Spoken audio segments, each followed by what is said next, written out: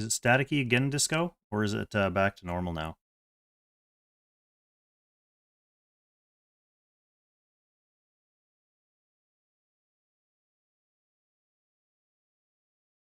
Oh, it's gone. There. That should be fine. Bits and Bytes wants to see MX gaming again. That would be our third stream in a row watching MX because he was doing some blitz tactics. People like to see MX. I'm not as interested in his opponent. There's some drama in each of these games, though, realistically. What do we got? Oh yeah, I loaded back in, so I have to go back to the Apex. With Meow versus Kuk, we've got MeowSensei being kind of a main chord stalwart. Q, everyone's got name brand recognition on Q from his multiple times winning the championship. MX is an 8-vote underdog on Frutilla, that's interesting. Now only a 3-vote underdog.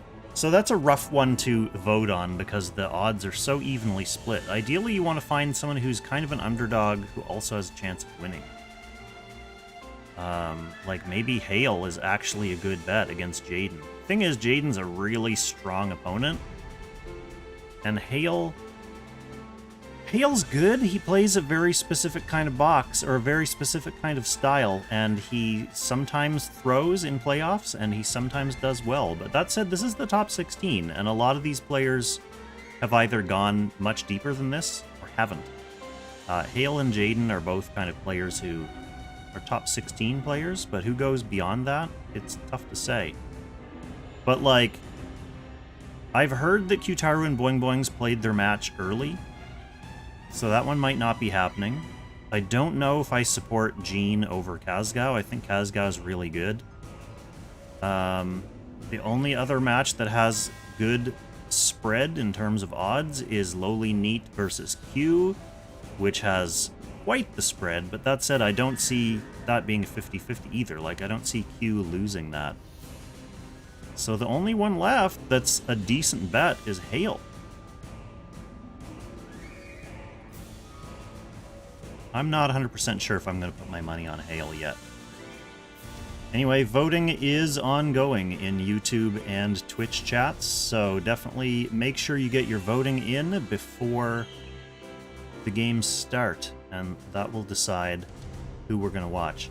Oh yeah, so like, the Meow versus Kuk game is interesting because Meow is everyone's friend. The MX game is interesting because we've watched several MX games before, and MX plays an interesting rushy style that's a little bit different and has been difficult for his previous opponents to deal with. So even knocking out Trinhub, who I thought was a contender to go all the way. Rice Crew, welcome to the chat. Over, welcome back. The final match on our menu for voting is Winston versus Zanshin, and the reason this one's interesting to me is because Winston and Zanshin are both really strong players. So I think this is a very intriguing game just because it's going to be solid gameplay. Winston plays a little bit more of a loose style, a little bit more unpredictable. Zanshin, as we saw last week when we caught the tail end of his match, Zanshin plays a really solid meta box, and he plays it well. So between those two, both playing at their best, it's actually hard to say who's going to come out of that. So, yeah, interesting choices for us anyway. We'll find out in like 3 minutes what the voters have to say about which match we're going to be watching. I think I'm probably going to chuck a couple tickets on Meow. And a couple tickets on Hale. And maybe that will fund me to buy some more tickets tomorrow. Alright, let's get the stream links posted so people know what's going on here.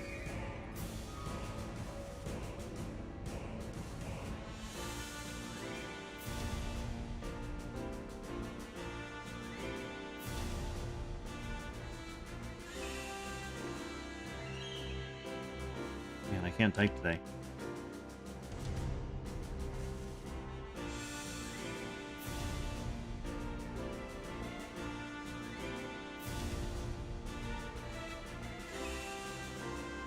Also, I just got a new mouse. I say new, I got it on like September 25th, and I haven't had to charge it yet. I haven't plugged it in to recharge the battery, which is, seems crazy to me. The old mouse that I had an old Logitech like G700, which is an awesome mouse. They discontinued it, which makes me sad, but it was like a really good, I don't know if I'd call it a gamer mouse or a productivity mouse, but it was just an overall mouse. Had a bunch of buttons and stuff. But I had to plug it in every night to recharge it. But I got this new one. I literally haven't plugged it in yet. It's totally rad. It's got a little, like, thumb wheel here for my Premiere Pro editing and stuff. Yeah, we get to see the voting happen in real time, too. MX still the dog here, which is interesting. If we're going to watch that one, well, actually, the game's going to start in like 15 seconds. Maybe I'll buy one, and I'll chuck it on MX, just in case we watch that one. That way we'll have some skin in the game, so to speak.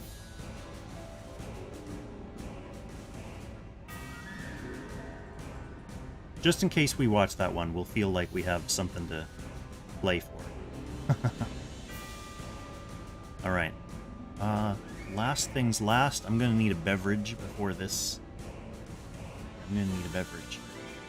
I found something.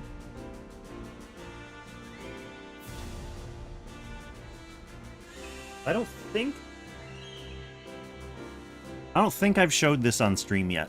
But remember during Endless Voyage when Mrs. Kong brought me back that Oreo Coke Zero, which was like vanilla Coke, baby vanilla Coke. Not quite as good as vanilla Coke. Anyway, I said the only complaint that I had, get your vote in now, Buffy, before the voting ends. If you want to watch Meow, make sure you actually voted, because that's what we're going by. The only thing that, my only complaint about that Oreo Coke was a bottle was too much. Like, by the end of the bottle, I was like, oh god, I can't drink any more of this. So what did I find? But teensy-tiny mini cans, and one mini can of this is more than enough. Oh, don't worry, Bits and Bytes, there's going to be more than 10 people watching. One can of this is more than enough to fulfill my Oreo cravings. There's 23 people on YouTube, and yeah, they haven't all voted either, but enough of them have voted to overwhelm in the numbers, and it looks like MeowSensei is going to be ahead. Yeah, on Twitch, MX only won by 1 vote, but on the YouTube chat, Kuk versus MeowSensei is winning by more than 1 vote, so that is putting us over the top. We're going to start with MeowSensei, and we will duck in and out of these games as we see action rising and falling. So we'll keep track of the other games, but this is the one we're going to main, at least until this one's over, and then we'll duck into the other games as well. Heck, maybe we'll just watch all of them. I'm not going to watch all, like, 8 matches, but maybe we'll watch the 3 that we were interested in. So, let's take a look at what's going on here first. Meow starting out as player 1, running a pretty normal box. Other than Zerida here, a little new addition of Frutilla as well. And first pick Eshin as player 1. I know, Rice Crew, right? We're so used to seeing the Waifu War boxes. Kuk playing... Yeah, I mean, these are like almost emotionally scarring boxes. Kuk playing as player 2. Has a very similar box here. Just with the Nemia instead of the Zerida, it looks like. First pick, Ymir. Strong first pick. Oh, I guess there's an Apotheosis over here as well.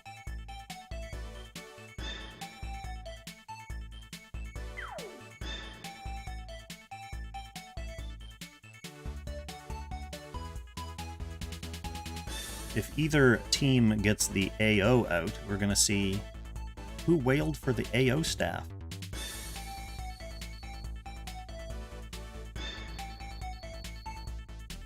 I guess was today the first day, like everyone's getting the free helm today. So if there were people who were a few hundred points away from 4,500 hammers for the free gear pack, it'd still be another couple days before they could pick up a free one. MeowSensei going with second pick Dank, potentially to enable some Meow style play. I haven't watched any of Meow's games this playoffs, to be honest, so I'm not sure exactly what he's been doing this season.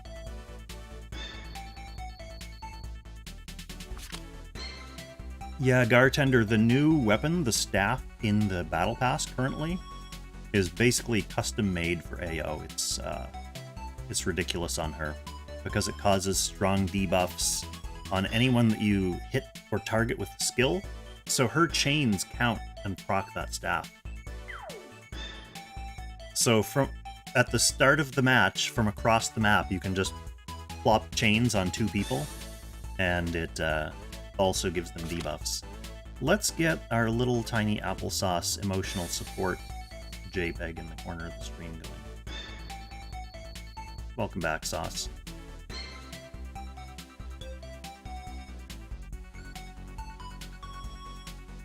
Yeah, it would be okay on Kruger if Kruger was in any boxes. The staff itself is not enough to bring Kruger back.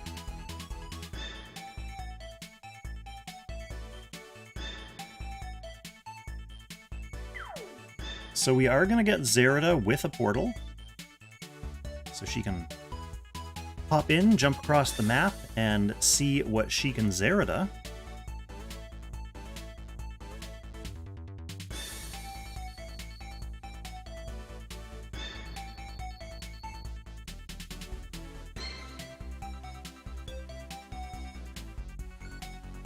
I guess Meow is only playing one tank?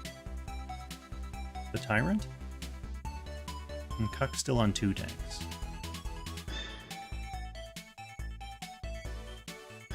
So that's where the Apotheosis came from.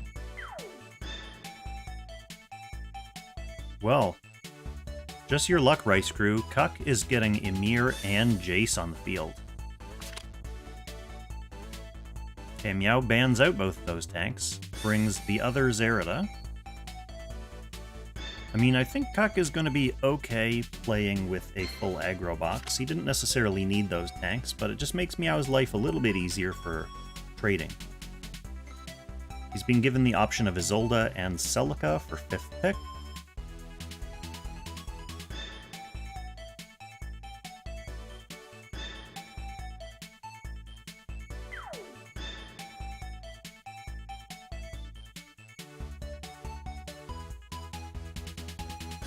Yeah, Gartender, I mean, I don't think you're on the wrong track there, to be perfectly honest. One thing about, even though the staff is really good, as we all know, it's way easier to get weapons, even rare weapons, than it is to get accessories.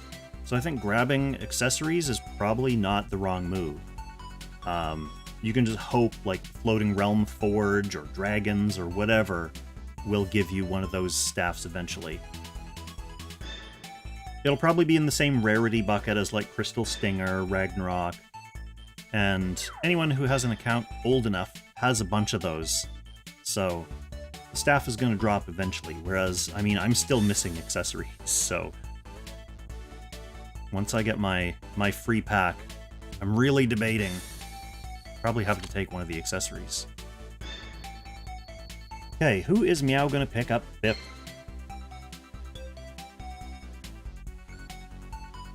Yeah, the Isolde seems like it makes sense for Meow's comp. He really wants 5 units that can kill stuff.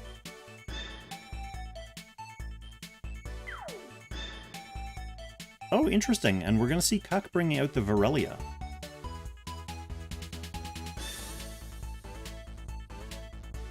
Kind of thought Andy might be good here just to give a lot of power on single target trading. Virelia maybe is going to be able to blow up this team. So, I mean, that's something that Meow is going to have to watch out for, but at the same time, can Meow get in there and kill the Virelia?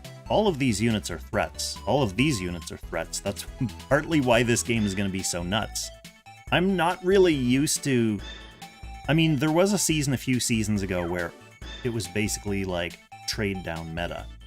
But I never really played that way. I didn't get good at that meta. I always liked to keep a tank and a healer around. So watching these kinds of games actually stresses me out.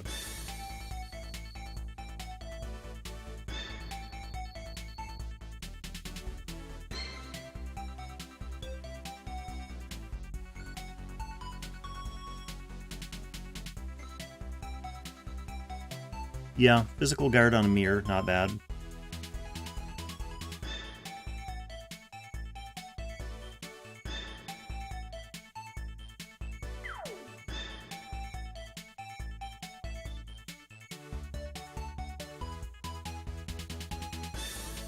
I guess the Virelia will have the Nemia tiles as a way to help her boost her mobility.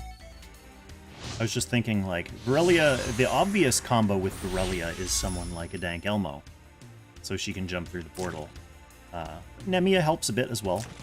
So Zerida's back here with Air Slash, another Zerida. Yeah, first move, Dank is going to go get some portals out as far as humanly possible. And that is going to be something for Zerida and Isolde and potentially Eshin all to jump through.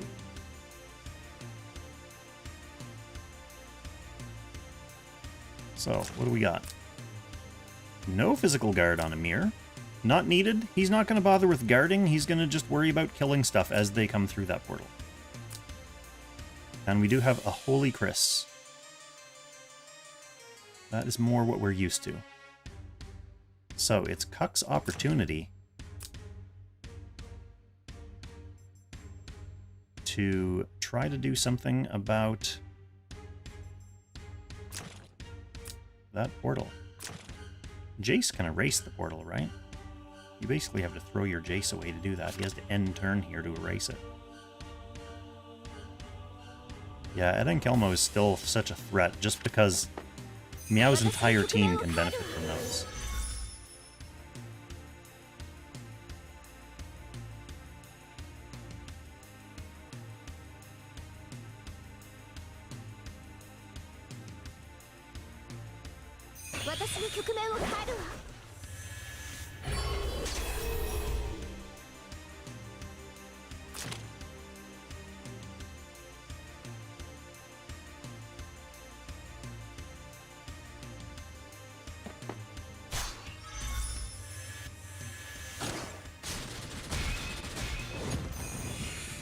Nice counter from a Dank Elmo. Also gives Zerida a free Zeraball up here. Erases one of the Nemia tiles. So not full value out of the Nemia. She took out a unit who already acted, already put portals down. These portals are here for 3 turns. Meow can't put them back after that. I don't think Kuk thought that the Dank was going to counter-kill him. Dank is kind of like the counter-killing machine. The Glory of the World putting her back up to 100%. The drop near proc. So now we just see who Meow wants to send in first.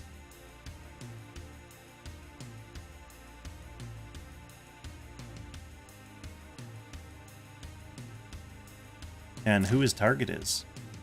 Like, Zerida 1 will be able to reach everyone. Okay, he's going to go in with Isolde first, probably just because she will end up being the most durable one on that end. So if she survives, whichever of these things hits her. Is she going to go AoE over there?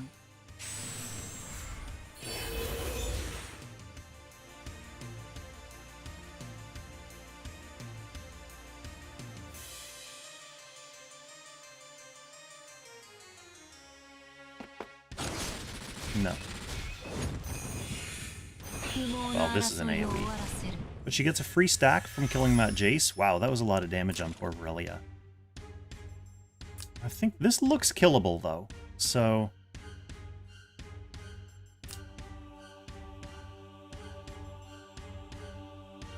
Z2 can jump to this now, though, so it doesn't matter if Izolda survives.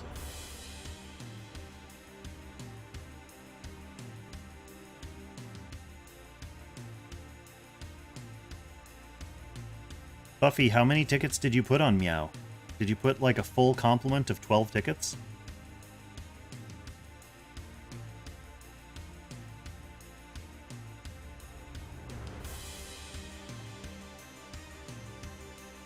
Honestly, Kuk is on his heels because he knows even if he finishes off this Izolda, something else is coming in next turn. And then something else. And then something else. These both have revives, which is fine.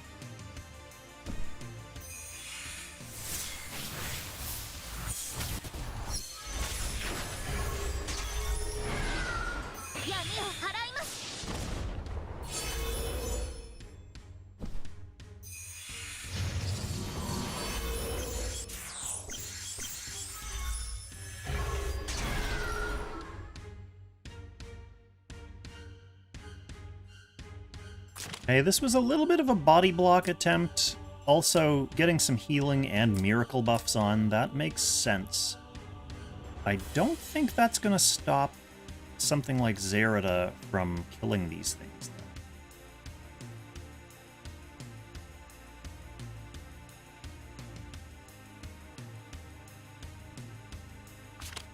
So yeah, we'll see who wants to go next.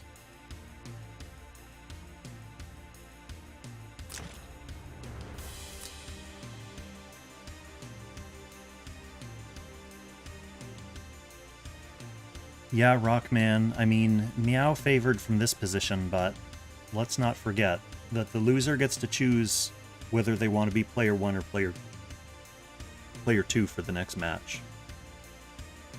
And these kinds of games, especially with the boxes that these two players are playing, very aggressive aggro boxes, lots of DPS, player 1 versus player 2 can really make a difference. Okay, so Z2 coming in first. Throws down a little chuckle of AoE to get things going. And then 3C into the Frutilla. That should remove her revive. And she's a goner.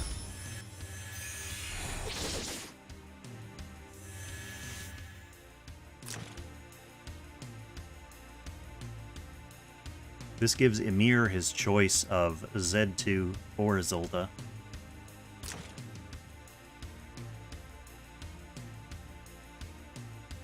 Izolda does still have her 2C damage skill for next turn. Kuk will have turn priority, though.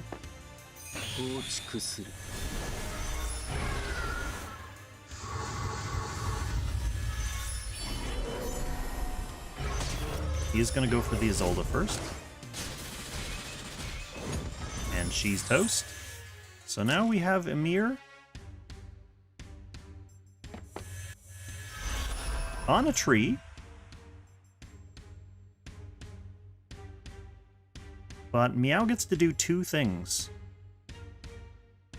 Plus an act again on Eshin. So it's basically pick of the litter time for Meow.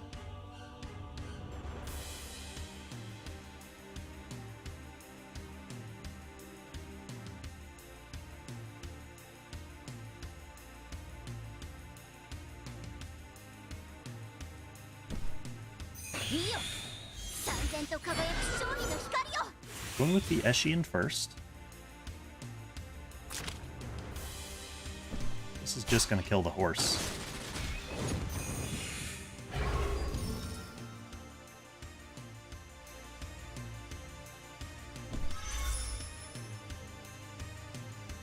Awkward.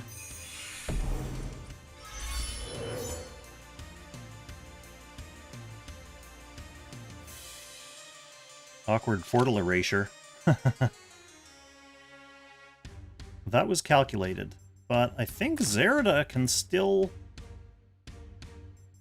Well, maybe she can't reach. I mean, her Act Again only gives her so much extra mobility, so she's going to be lagging behind. And Kuk does have turn priority, but it's, well... I mean, you've still got Ymir with Redeemers. I guess you've only got Ymir with Redeemers. No need to rush with Zerda 1 now. You can kind of hang out of Ymir range. Get yourself into range. Like, just hang out a little bit behind where Ymir can reach you to join the attack next turn.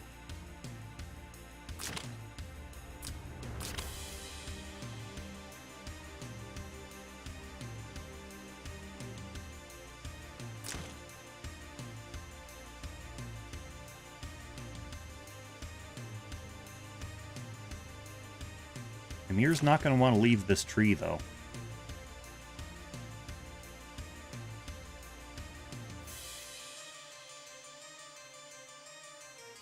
Nice, comfortable forest, Ymir.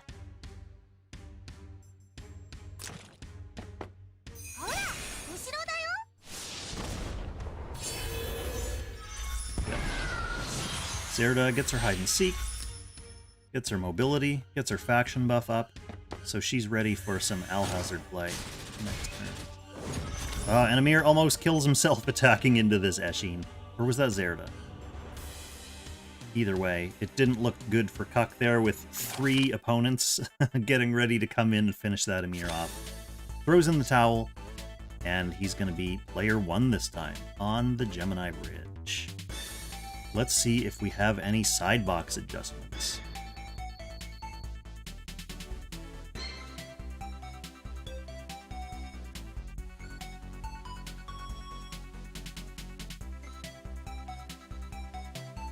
Carlos, everyone was on a rampage. Meow picked several DPS, and they all did DPS stuff.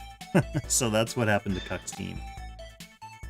I can see both of these players making minor adjustments to their boxes here based on them now knowing that they're player 1, player 2. You kind of have to go in with a little bit of a generalist box at the start because you don't know what position you're going to have.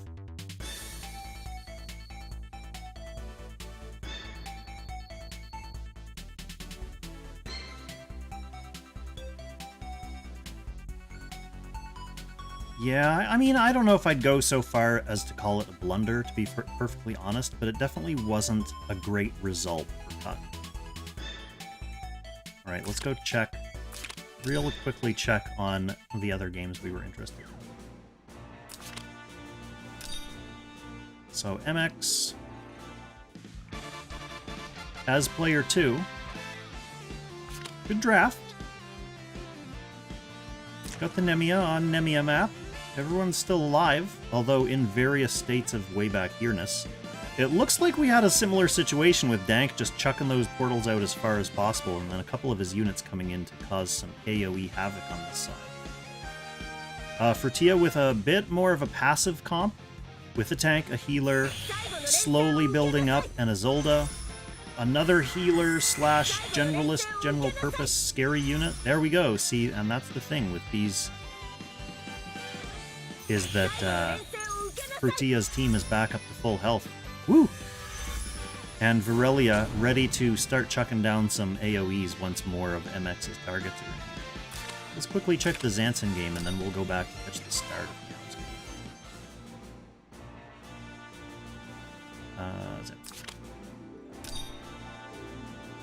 We can peek in at the Hail game as well.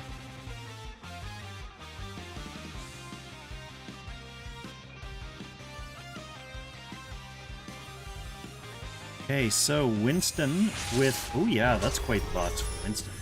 Sovereign, Virelia, AO, Apotheosis, and a Holy Bright Summoner.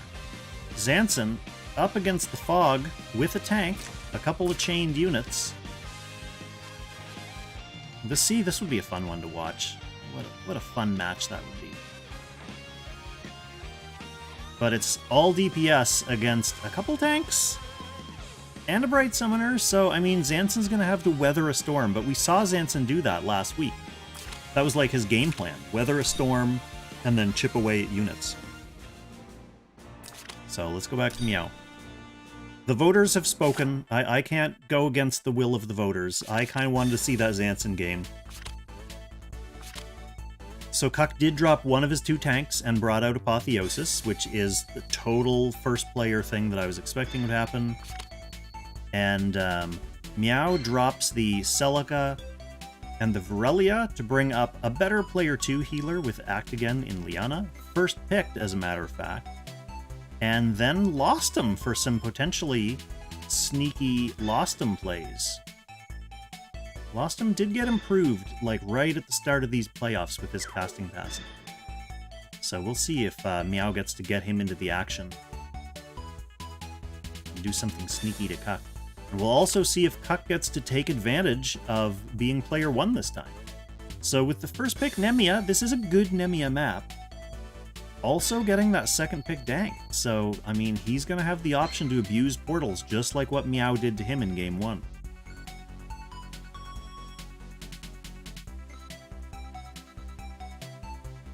Hey Hugo, welcome to the chat.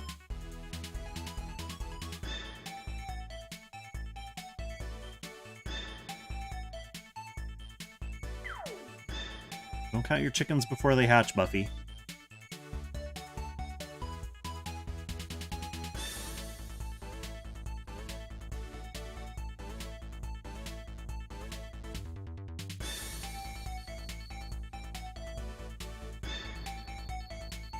Thanks for the follow, by the way, Akrael. Akrael?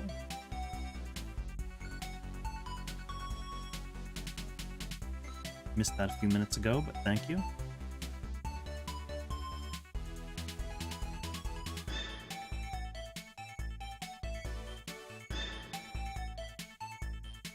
Wow, and Meow actually gets the second pick Eshin as player 2. Eshin is a very common first ban as player 2, but Meow gets to secure her after the varieties of Dank and BS all go down. Welcome, Avarita. You're here just in time to watch and not early enough to vote and choose what we're watching. Game 1, both players had 5 DPS. Meow was player 1 in Cave Map and basically just rushed Kuk before Kuk could rush Meow.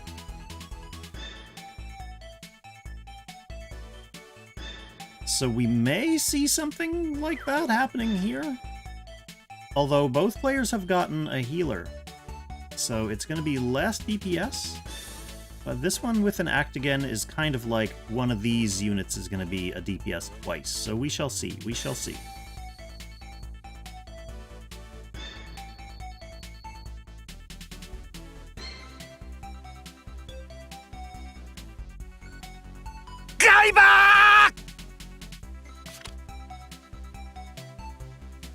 Okay, getting a Tyrantell as well.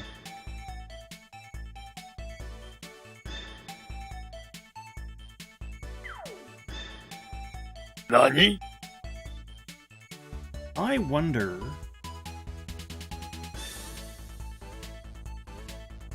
It'll be interesting to see what the troop and position situation looks like.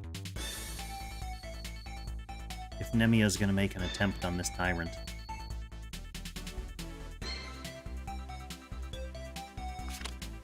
Yeah, well, Carlos, that's exactly why Meow first and second picked Act Agains as player 2. It's kind of terrifying.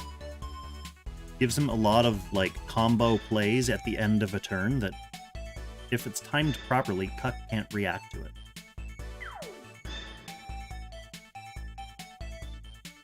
Alright, I feel like I'm way down here. I need to get this monitor down.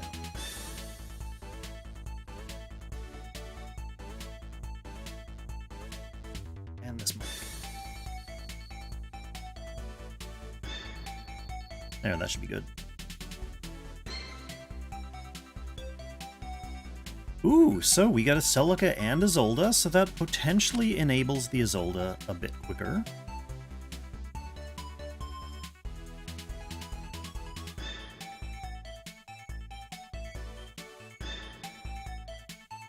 And we are indeed going to get to see some Lostum gaming. Good.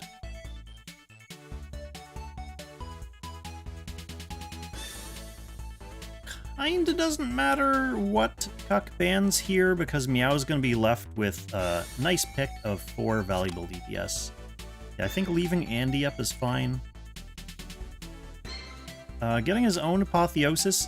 Okay, we're gonna have Apotheosis versus Apotheosis Gaming. Oh, that's interesting.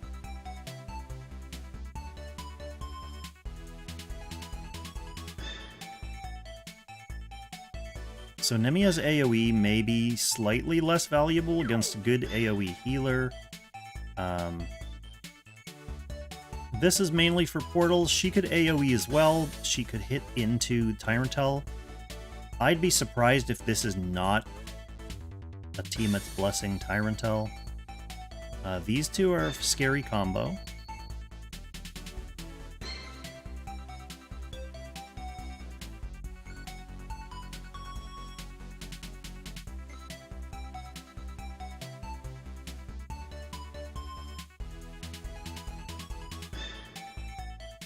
Rockman, 2 hams on Meow's side. It's over. He got this. Yeah, we got the Lostum and the new perfected Waitham. The Waithest of all hums.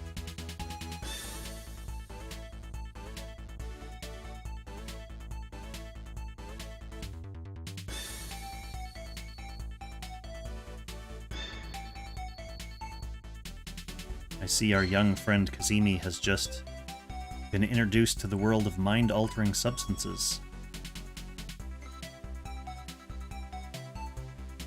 According to the Twitch terms of service, I'm not to endorse or condone any such behavior like that.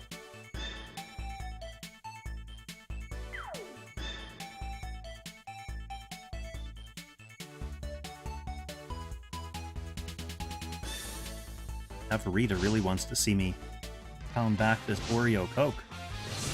And so shall it be done.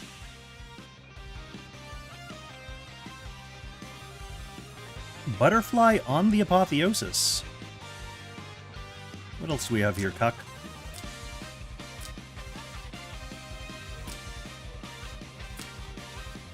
So it is a single target dank with Air Slash. And Deck Gunners, so that is definitely a coming hunting for Tyrantell, and it's a double flyer Tyrantell, so it's probably not Tiamat's Blessing, for that matter. Double flyer Apotheosis as well. Double flyer Eshin. So these guys are going to be hunting. Hunting for flyers. So the real question is, Lostum going to be able to do something?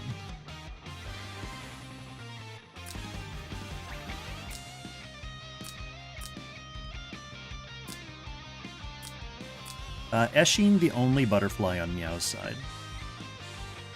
That makes sense. What's on this Apotheosis?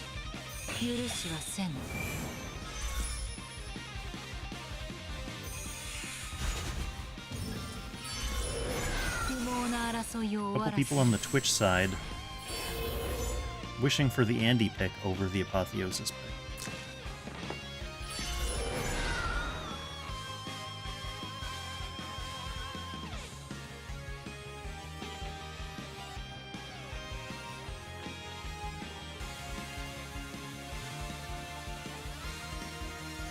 Okay, Meow.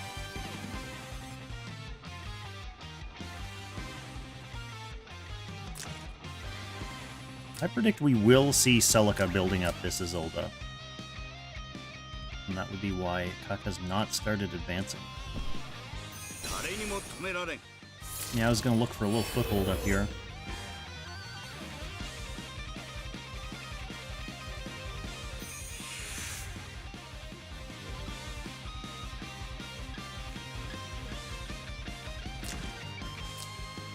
Keep wanting to call Tyrantell Bernhardt. He basically is fanfic Bernhardt, considering Zilong has basically been re-cooking Langrisser 2 for the next act of the story.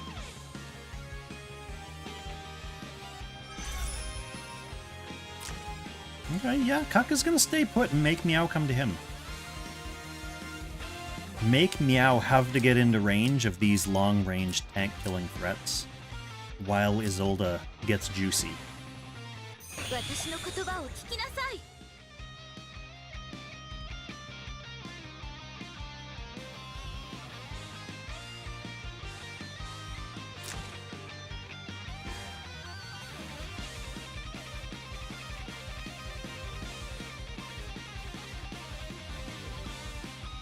Meow with the Act Agains, it does give him the ability to kind of get into position and then springboard a unit in there. These portals are going to slow down the action a little bit. I guess the portals are why Meow brought full flyers on all these units, because it makes them not as susceptible to the portals. Blossom doesn't really care about the portals as much because he's just pulling himself to terrain anyway. So that doesn't affect his mobility. I guess after the pull is slightly affected.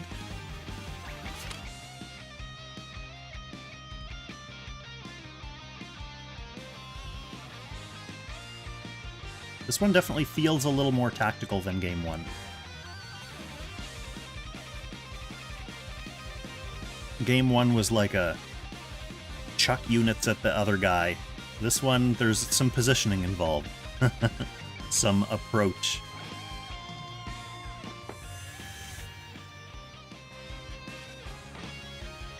Lostum just moves up, staying within Tyrantel guard range here.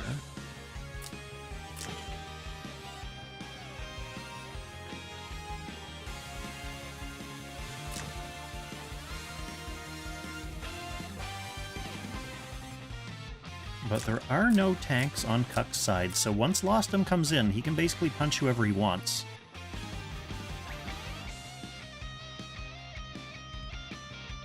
Thinking in my strategy game, Race Crew? You absolute madman.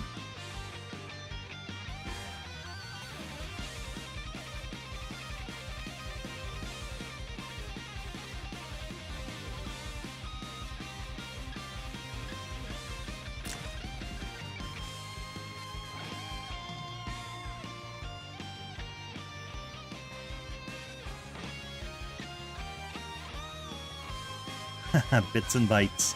The game has slowed down enough that Bytes ready to go to sleep. Hang in there, Bytes. Are you cheering for Kuk, by the way, or are you cheering for Meow?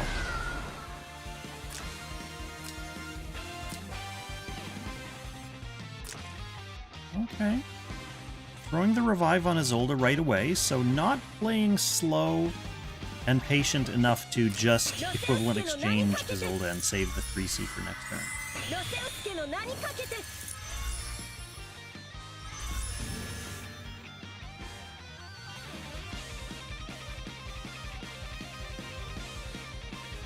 He figures getting the revive on the Isolde right away is more important, because someone's coming in. Someone's coming in with their sights on this dragon.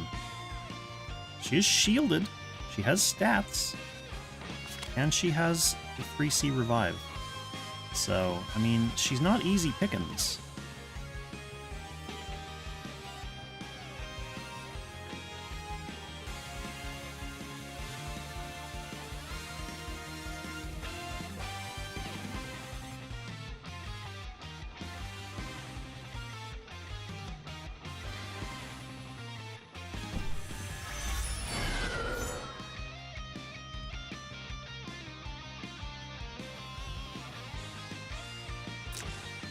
Sounded like Breeze. Get the skill boost to start.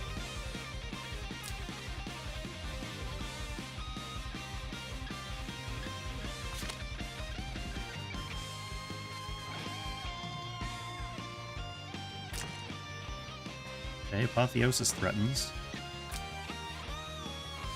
Kuk saving Nemia here just as a deterrent for Meow to get too close.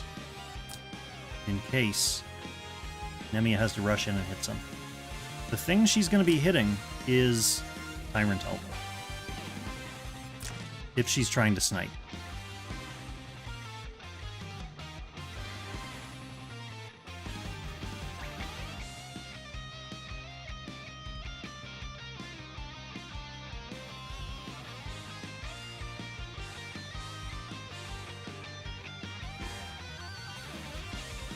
Good AoE as well, but Meow's probably going to keep his Liana action for last. Liana as last action is really versatile because she can either act against someone if Meow has to play, or she can just heal off whatever damage Nemia does. Let's why I think the single target threat on Nemia is a little bit more powerful for Kuk, because he can get rid of Tyrant.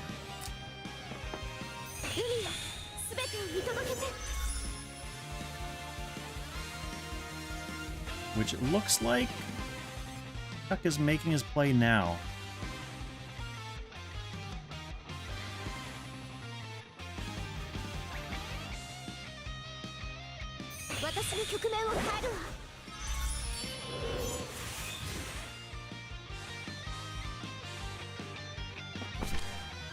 Okay.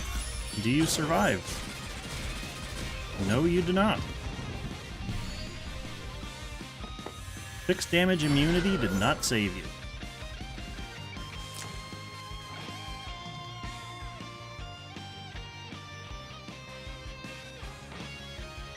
Going with Nemia there before Apotheosis was not a bad move, because now if Meow is tempted to either use this act again, or this act again to come in and kill the Nemia, Kuk has some follow-up.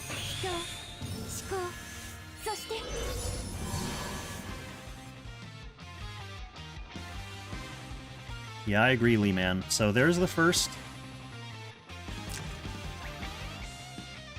act again. Apotheosis is gonna come through.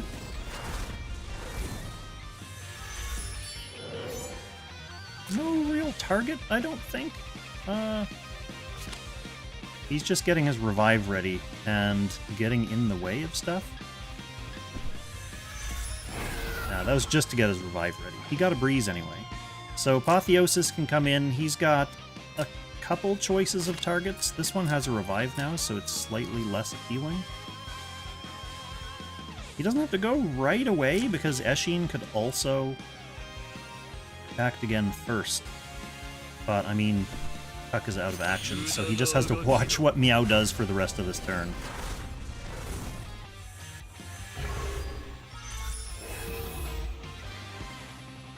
Apotheosis gets to use his act again on the portal, so he doesn't have to step on one of these stinky tiles. He's gonna go for the dank kill, which should be very easily.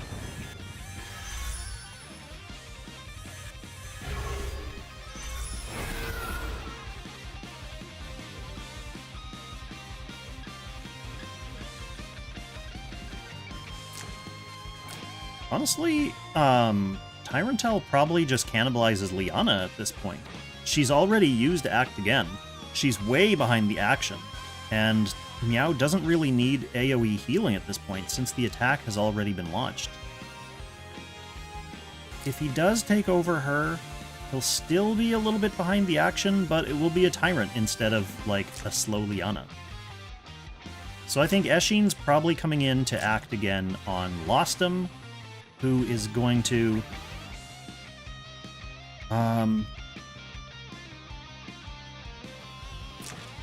know, Lostum's going to do whatever Lostum can do. He's got no buffs whatsoever.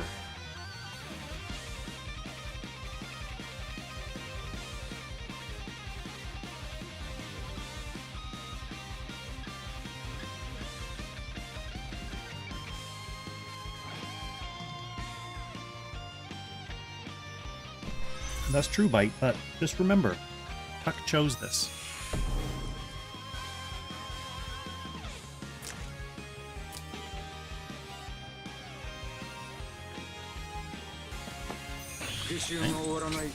Let's see who Lostum's preferred target is.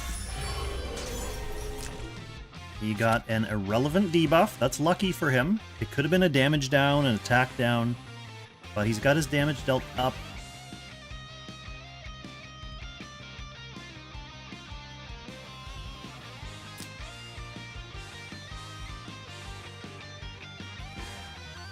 Hard to tell how the portal's affecting his act again here. He may... Yeah, I was going to say, he may only have Nemia as a target.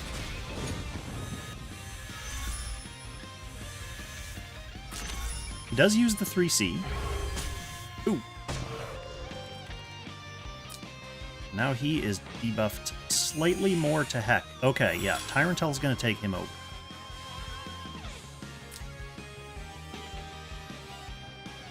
Lostum did his job. He hooked, he used his 3C, He didn't really have any other tricks up his sleeve. He was also super debuffed. Liana way back here. Slightly sag. At least Eshin can get back in.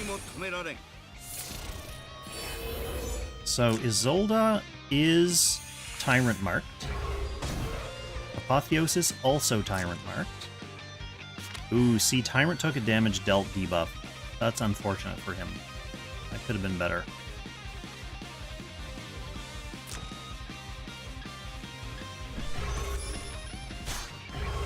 So Tyrant is going to go for the Apotheosis instead of risking the Isolde. And we now have Apotheosis with no revive left. He brought his AoE. Isolde in good shape. Celica still here, but she's another turn away from getting her revive back. We've got a pretty healthy Apotheosis here under guard, though.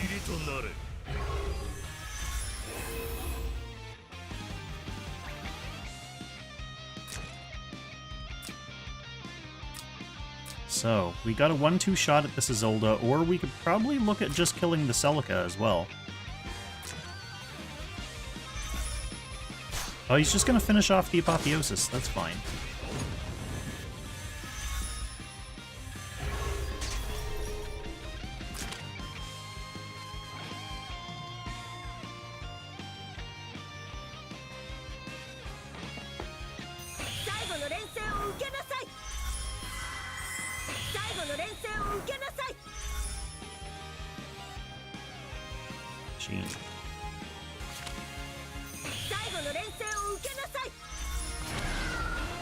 Eshin can rush up into guard range, but she can't hit anything.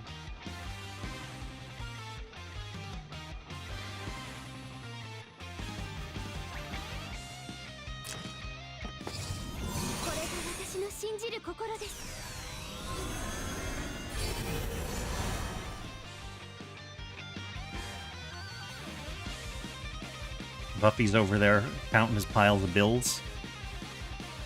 Buff, did you mention in the chat how many tickets you spent? No, you didn't. You failed to mention that. How many tickets did you bet on Meow?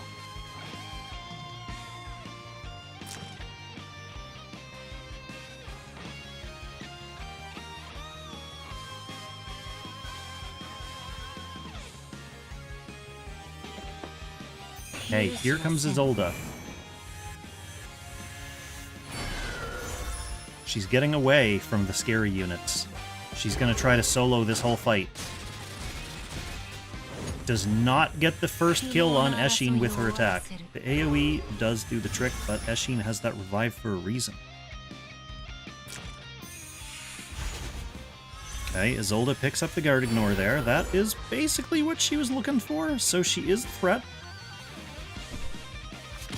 Apotheosis chases her all the way down and takes her first life. So that is the Celica life gone. Eshin should be able to finish this Isolde off fairly easily here now.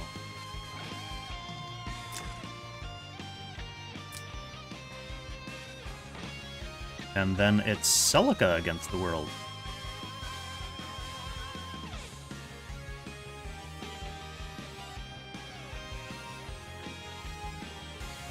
So Meow is going to go 2-0 on Kuk,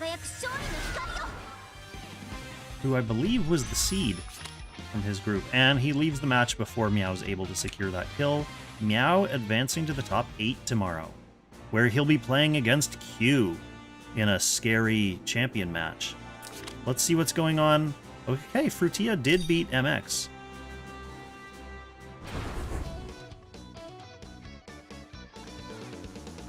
Ooh, this game looks like it's really up MX's alley. A couple of Frutilla's units already dead. The rest of the team kind of beat up on the back line in this portal.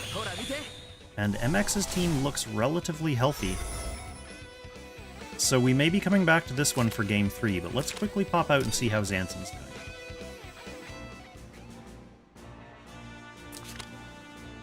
Okay, Zanshin did win Game 1. I want to go back and watch the replay of that, because their team comp looked really interesting. Zanshin as player 1 here now, in Game 2. has the Celica tank combo, has the Eshin, Apotheosis, and Andy. Apotheosis is Andy's friend.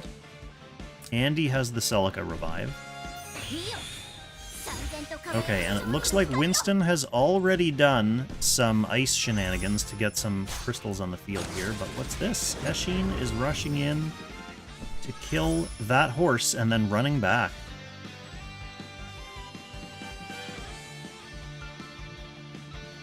So we have a Tyrant marked Z2.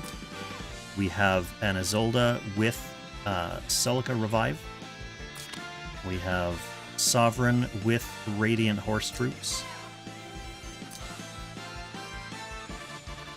So, I mean, Winston's team is still in good shape, too. Zanshin looking to close ground here. The only thing is, Winston does not have a tank whatsoever, so if Zanshin gets within striking distance, he's able to pick units.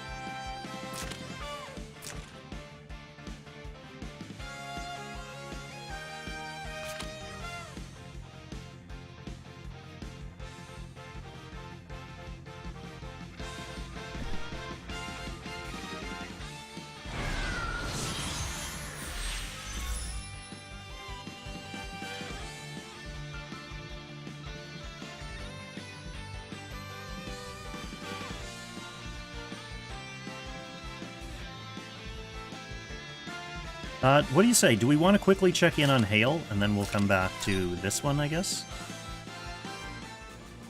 Oh, Hale's already dead? Oh, he's dead. Oh, he lost 2-0.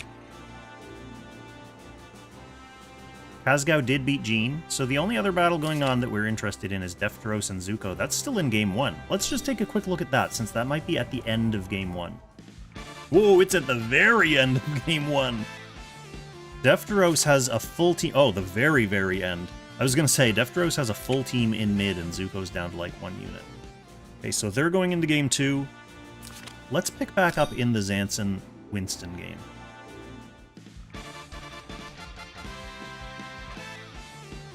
This one, I think, is the most, like, tactically scary game. After this one, we can go back and check in on MX, who will probably be going into Game 3.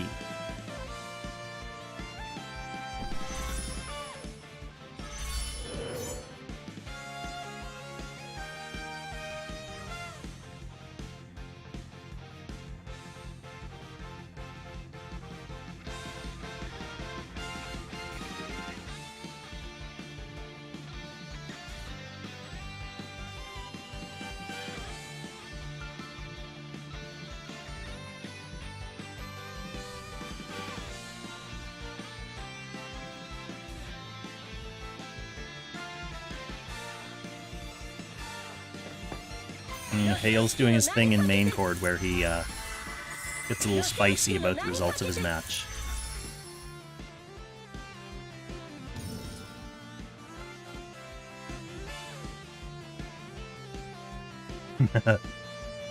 Poor Hale. It sounds like he got exploded by a Virelia. We may go back and watch that as well. We're gonna have a lot to watch here tonight. I got some stuff to do after this. Maybe I'll have to do like a separate Apex matches review video or something. Or stream, I guess. But watching reviews is definitely much faster than watching them live like this.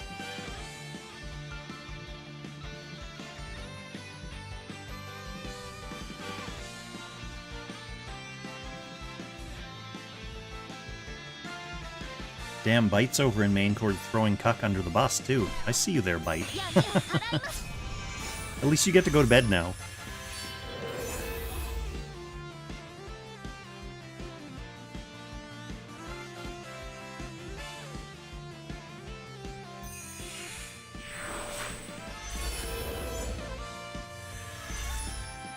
Okay, Winston's side is starting to get overrun by horses.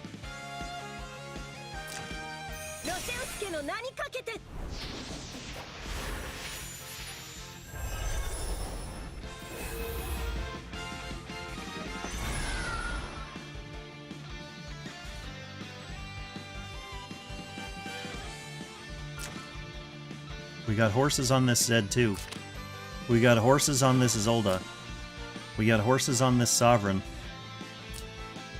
We got the actual horse. Horse doesn't need horses. Horse is horse.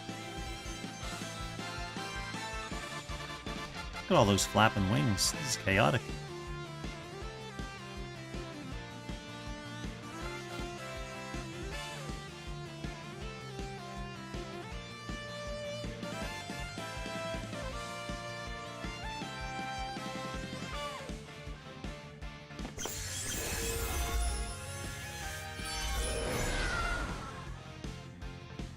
I don't know, Rice Crew, if Hale has the kind of, like, account resources to have a bunch of, like, strange Waifu Wars legal units fully built.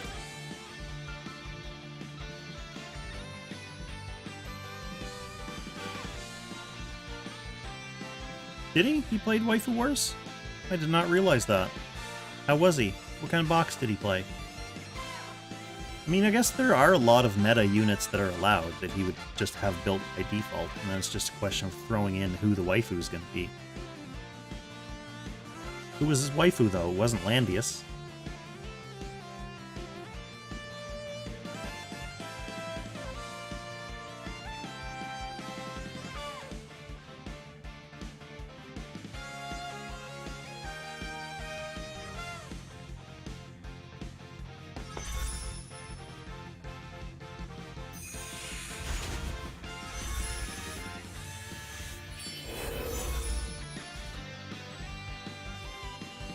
Tomorrow's matches are going to be interesting.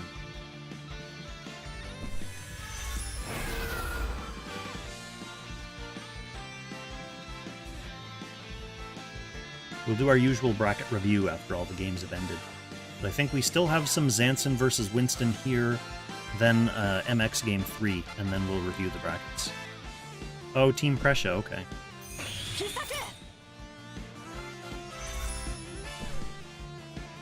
Okay, here comes Sovereign.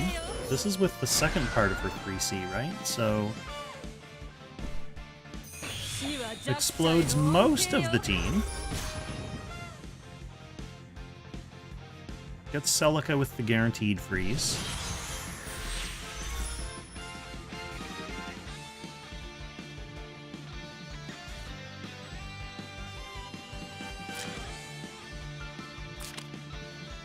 There's a Z2 waiting in the wings to jump in here.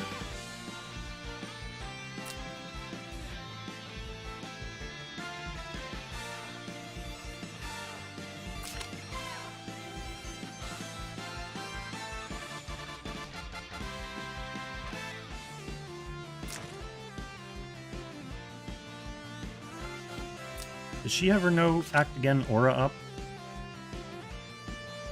Yes. So Apotheosis has to be careful about where he transforms if he wants to act again.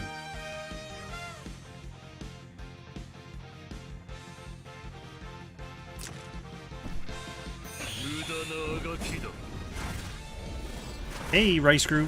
Thanks for stopping by. Thanks for watching the stream. And yeah, take care, man. Hope to see you tomorrow for the top 8 stream.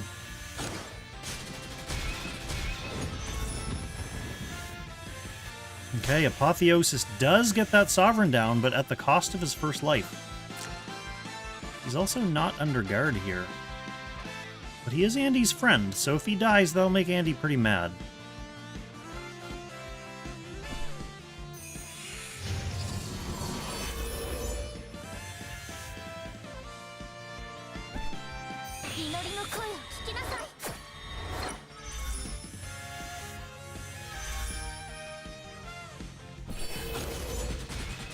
Right, Summoner does the job.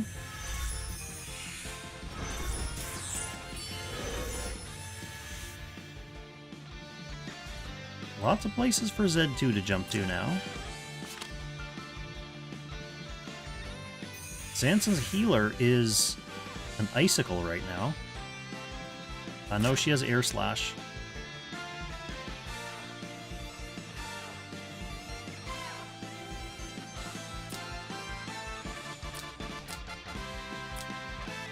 Andy's mad.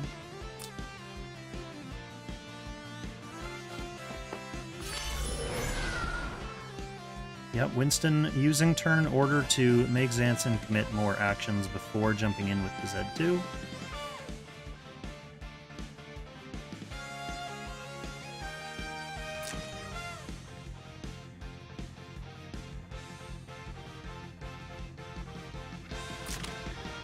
Or Celica.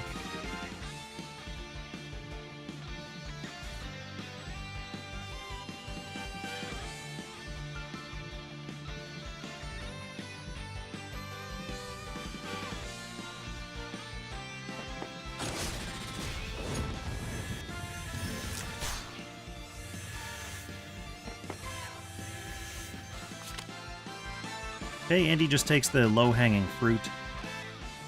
Easy horse kill. Stays in guard range. He's got all his skills. He's got his Celica revive. He's got his anger issues.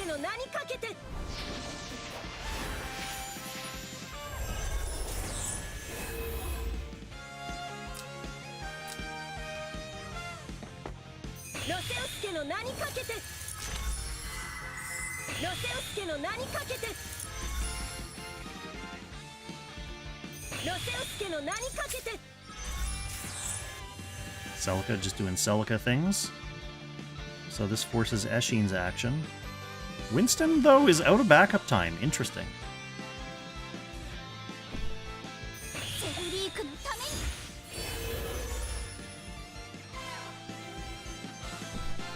Eshin gonna look for this kill on Bright Summoner and then run back to guard, I guess.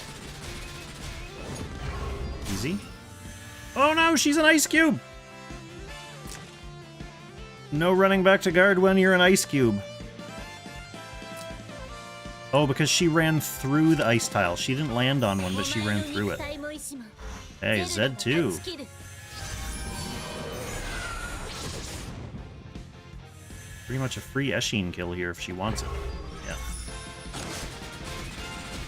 No reason to do anything too fancy on that Tyrantel. Ooh. Celica's still a cube. Winston gets to come in with Isolde now. Does he have guard ignore? He does have guard ignore.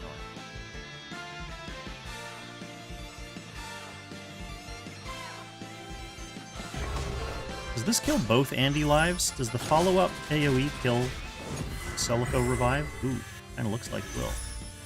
Vanguards? Nope. Vanguard's not enough to save him. And now it is literally just Tyrantel against a fully stacked Isolde and a Z2 with a bunch of revive balls.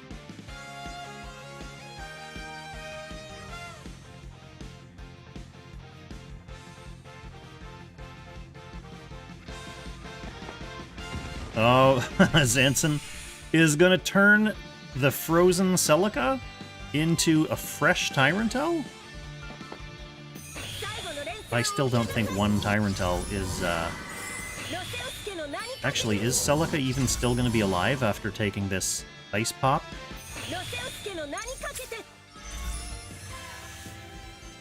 Come on, Celica. Oh, I guess he didn't have to go with Celica. He had to go with the Tyrant Ghost. Okay, so we've now got a fully, a fresh Tyrant. Are you going to be able to get through this shielded, fully stacked Isolde and then survive Z2 3C follow-up? Okay, Ragnarok deals with the shield, and Last Strike deals with the rest of the Isolde. It's a valiant effort.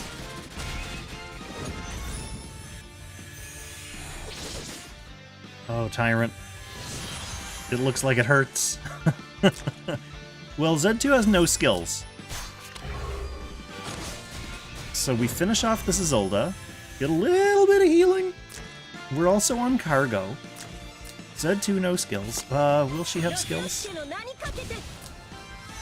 No. So I was trying to check Celica to see if she had exchange. She didn't have exchange. Full attack blessing there. And, oh, Tyrant's toast. A valiant effort from Zanshin, though. It was worth watching that. Okay, before this next match gets going, let's just quickly check back in with MX and see how things are going over there. Okay, yeah, we saw Deftros. They would be just at the start of their next game. So MX did win that game too, as we thought. They are getting started on Lava Map with MX as player 2. That is like the worst combination possible for someone who plays MX style. He does not want to be on Lava Map, and he doesn't want to be player 2. So we have a Celica, an AO, a Lightbringer. We've also got Andy and Eshin. The classic Mass Resist on Lightbringer. This could be an interesting game to watch. How is MX? I mean, MX has a good comp. He may not like the map and turn order situation, but he does like his comp. So, I mean, we can watch and see how MX is going to get all up in Frutilla's business and start messing things up with this team.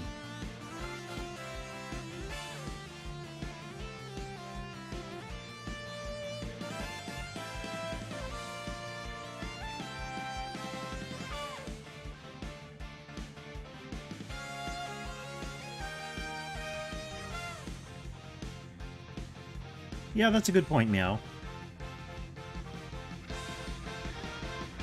Although I don't think MX was necessarily worried about getting overwhelmed or rushed, given Frutilla's comp here.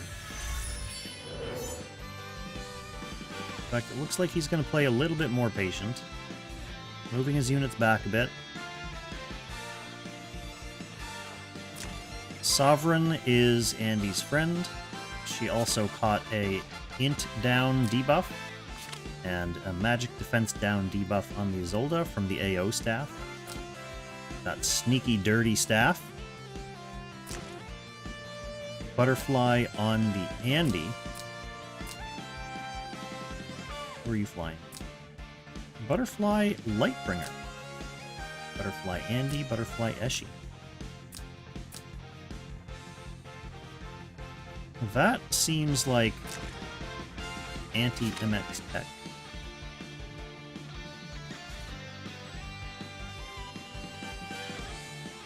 Let's stick on this game for a bit.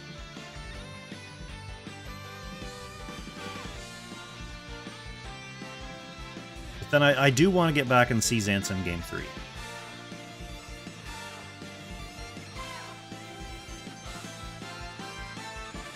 And if the Zuko match is as slow as their game 1, then we'll probably... Well, I mean, I guess as long as Zuko doesn't get swept. But if they do go to game 3, that one should still be on after these other matches are done.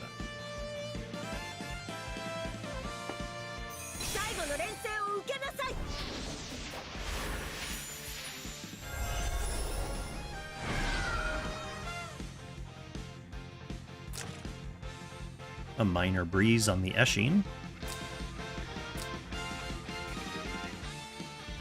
That Eshin can hit something if she wants.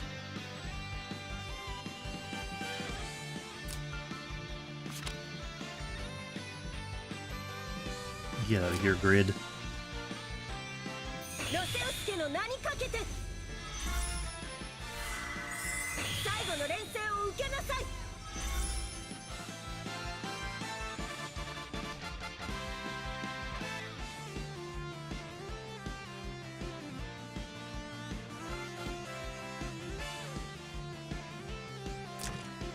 I mean, the thing is, with Frutilla's comp, he really just has to wait for MX to get close with someone, and then kill it. MX needs to be able to cripple this team fast enough that his units don't just die. So, I mean, this can theoretically ignore guard. This will be able to ignore guard eventually. These units are looking fantastically buffless. Oh, let's do a quick posture check.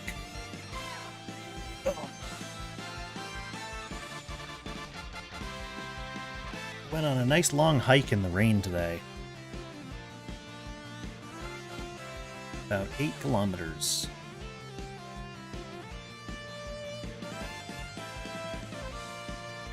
Got to see some ducks.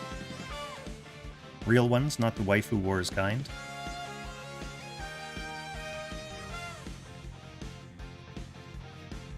Both of these players are certainly spending some backup time strategizing on these early turns of this game. Could put some pressure on a few turns from now, especially for MX's side. If he's working out positioning and how he's going to engage on Frutilla's team without backup time, that's a little bit more stressful.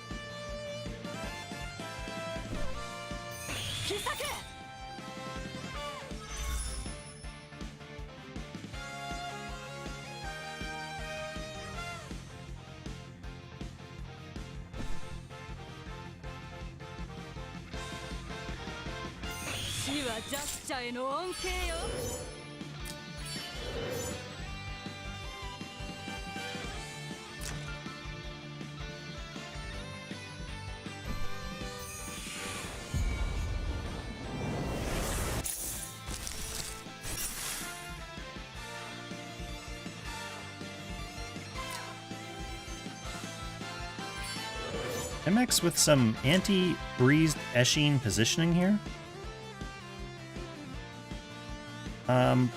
I don't know. I don't really read Frutilla as being super willing to just chuck Eshin in there right now. He doesn't need to. He can wait and use Eshin once MX gets closer. I think if Eshin charged in to take out one unit, I mean, I guess MX definitely doesn't want to lose Isolde. Still, that would seem like a unnecessarily rash decision from Frutilla. He is going to move north, though, and threaten it. Maybe he does go for it next turn.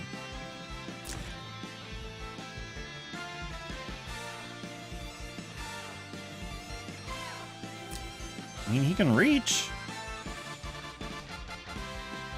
He can reach Dank. This Isolde can just move. This is to keep positional pressure on MX.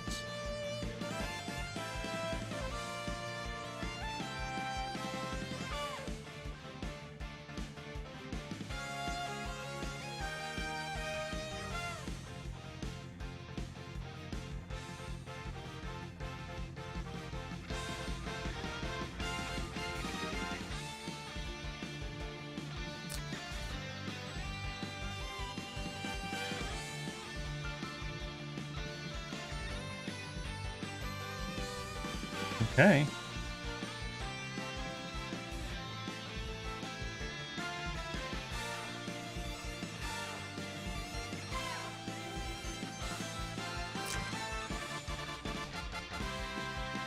Those AO chains.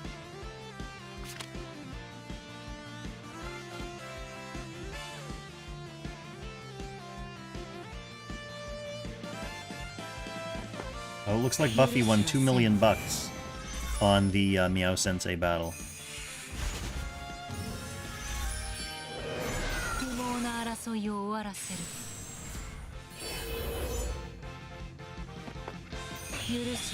Okay, this is Isolde kind of calling the bluff and body block. She shielded, statted up, and saying, come on, send your Eshin. That's why I don't think Frutilla does this.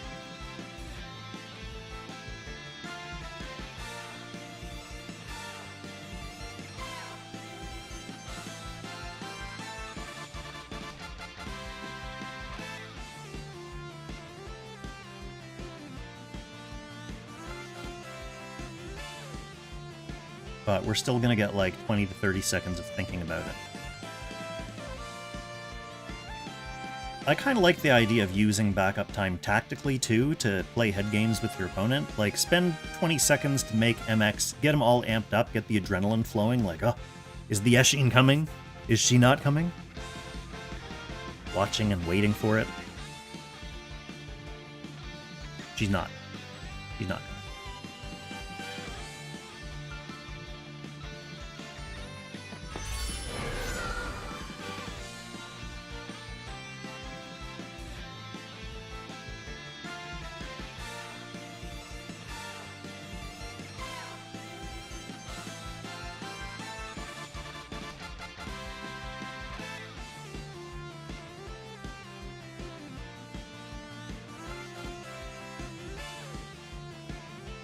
Uh-oh. Hale has reached the point in his post-match breakdown that he's lashing out at the whales and blaming his loss on the fact that he doesn't have whale units. That was one of Tristan's favorite refrains. Can't beat whales. Can't beat whale units.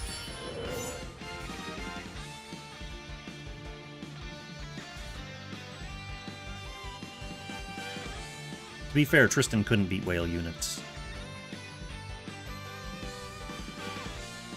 I don't think Tristan's in stream tonight.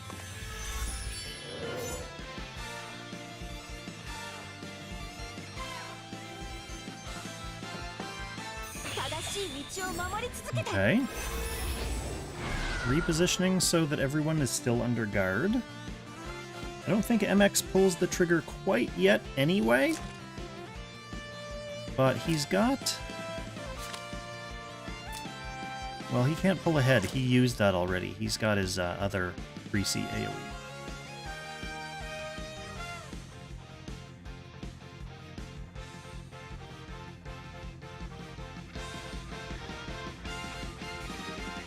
Damn, Meow. Meow going super toxic mode in main court. It's interesting to see MX backlining, like fog hugging. MX, our precious rusher! I mean, I guess that's what Rush does. Rush fog hugs until they can jump with their whole team and combo.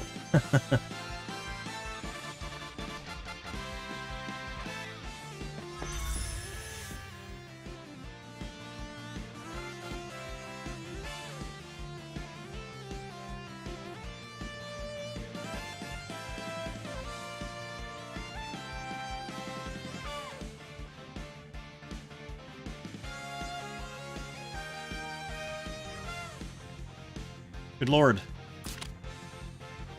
This is turn 2. Oh.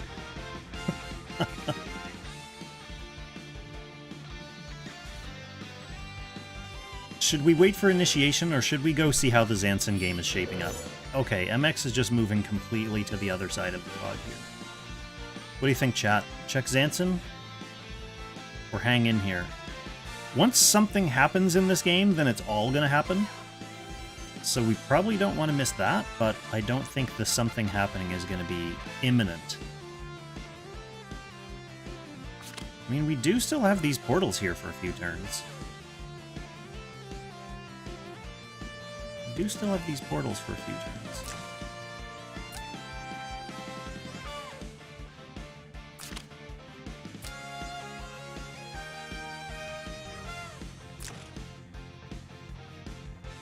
She doesn't have Act again, though, to go through first. Andy needs her to be nearby, because she's Andy's bud.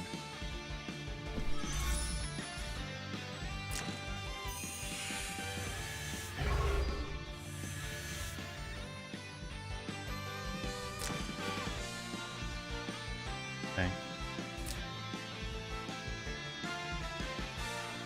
Eshin's breeze is gone, but she still reaches.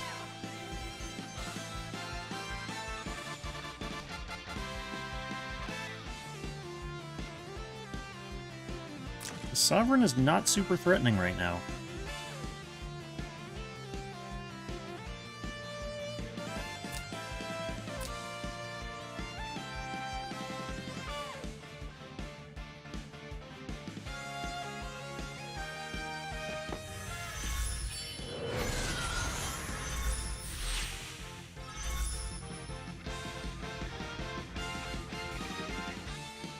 Backup time is going.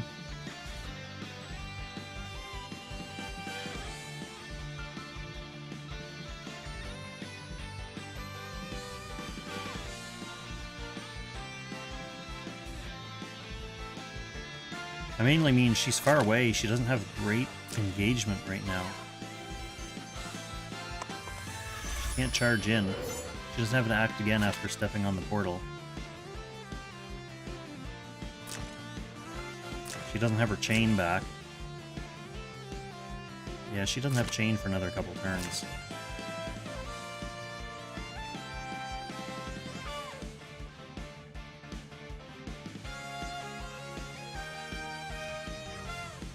So that's why she's just hanging out down here.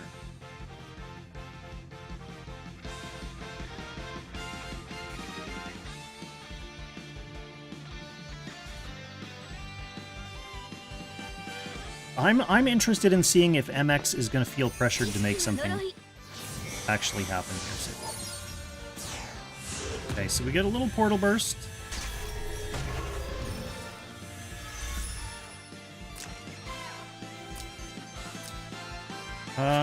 Damage dealt down on the Eshin. Other than that, nothing too worrying for Frutilla's team.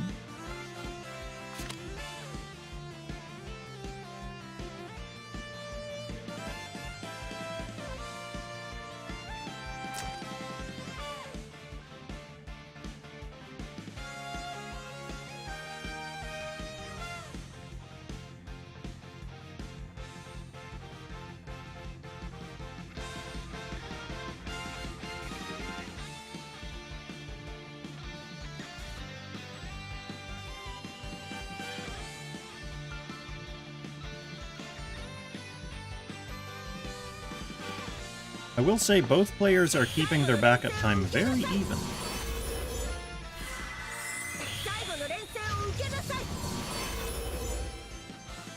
Alright, Celica.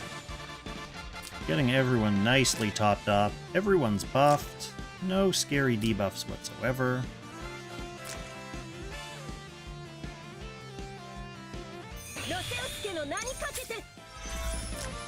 Picks up mass heal for a cheap little group heal. Nothing scary happening. MX is just moving down. Moving down. He probably will wait for this chain. And for more Azolda stacks. And, I mean, as Frutilla's backup time wears down and he realizes that MX is waiting for the perfect opportunity, maybe in a turn or two he does decide to send that Eshin in. I don't think it's happening right away.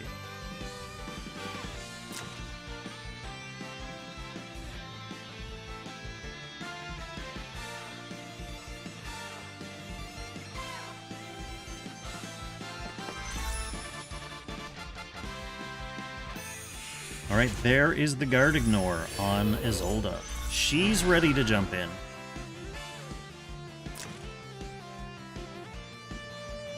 He has a revive, she has a revive.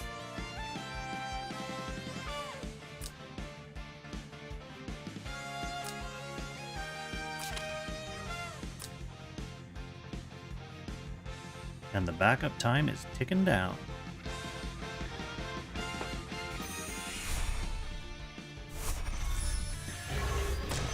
Okay, Eshin getting pulled forward.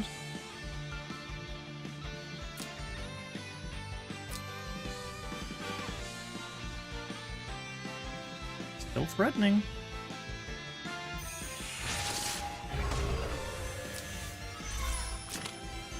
Okay, we got hit with a damage dealt down on the Zerida. What's that? Just a fixed damage? Fixed damage debuff on the Sovereign.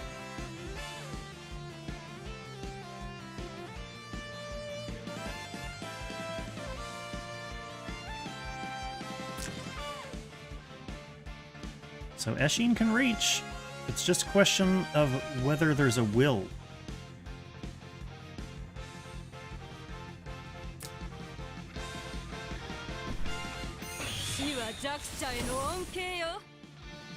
And that is preemptively chucking down some deterrent for that Eshin coming in. She doesn't want to land on these icicles.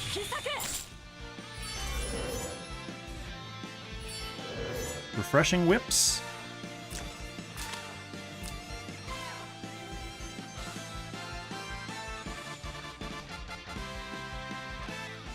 So MX's team is juiced and ready. Only 2 seconds of backup time for... Oh, the Eshin is coming. Here she comes. Is this going to kill Isolde? She's going to go for the Dank instead. I think that is absolutely fine, because it means when these portals are gone, they're gone for good. It takes away MX's ability to engage from afar. It means he's going to have to creep in more to get in there. Eshin does have her revive.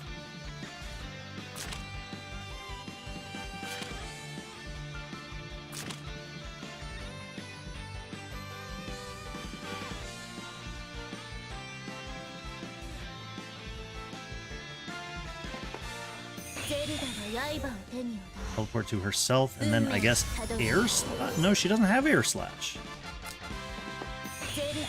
So literally just AoE the Eshin.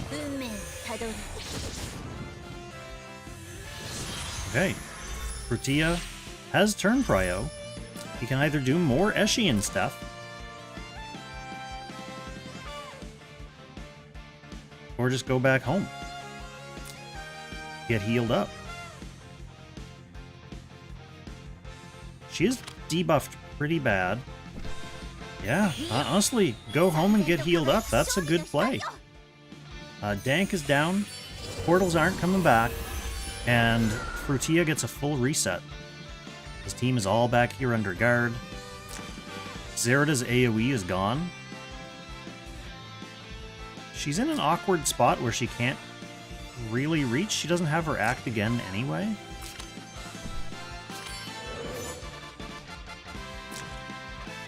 These debuffs will all be gone this turn.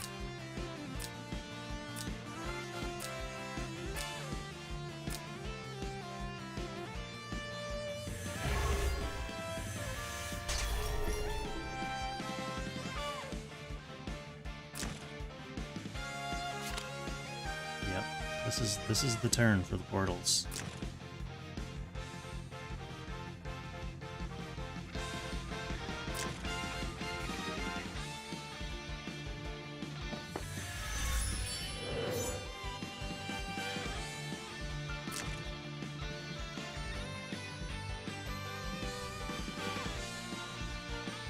Z2 just gonna hop back and look to reset as well.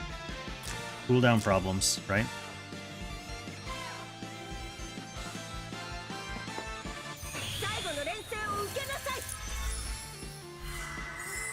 No real juicy Isolde targets out of the portal either.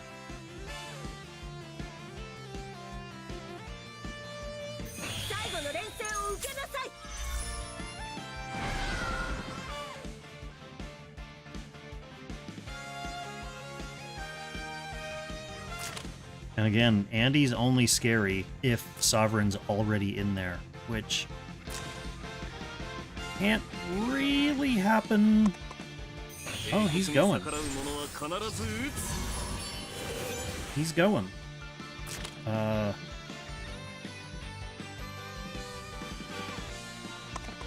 He's just gonna go into the Lightbringer. Wow, he does get the first kill on Lightbringer. This is actually a pretty smart move for this Andy, knowing that, oh, he counterkills himself on the AO, though. That's somewhat unfortunate. I was gonna say, knowing that he's not gonna really be able to effectively guard ignore in there, that pounding down the Lightbringer lives was a good option, like pivoting to getting rid of Lightbringer so the rest of his team could actually do something. I wonder... No, I was going to say, if the second action was an auto move, because he's at 0 seconds backup time, does it give you another 15 seconds for Andy's second action, or was that, like, AI move?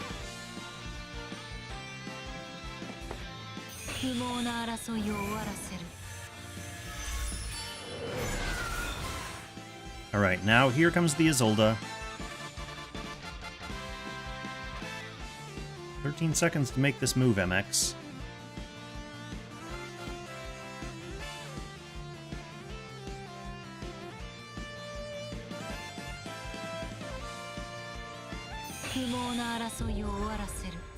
Oh no! Oh no!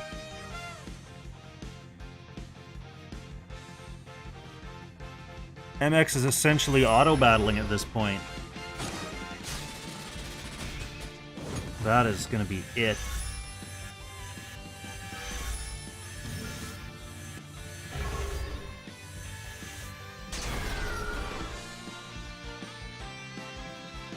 Zuko's dead. Okay.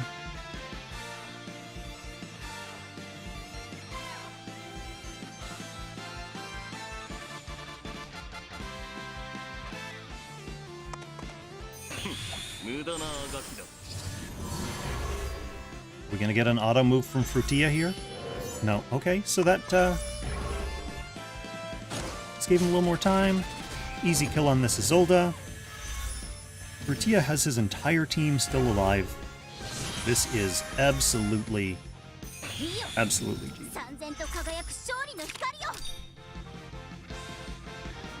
Sad. Okay, yeah, so the Zanshin game is the only one that's still on. Are we in Game 3? We are in Game 3. We knew that, didn't we? Woo, we're deep in Game 3. So Zanshin as player 1, down to just an AO and a Celica. Beat up, too. Oh no, there was some Virelia gaming. Some Virelia gaming happened here. She's full with her revive. Oh, AO! Okay, AO eats the Celica revive, specifically to get rid of that Bright Summoner.